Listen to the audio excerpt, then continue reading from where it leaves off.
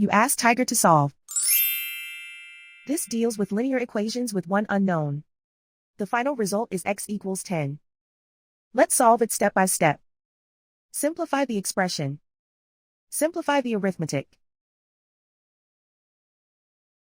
Group all x terms on the left side of the equation. Subtract 7x from both sides. Group like terms.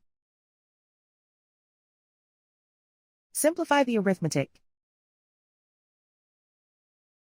Group like terms. Simplify the arithmetic. Group all constants on the right side of the equation. Subtract 9 from both sides. Simplify the arithmetic.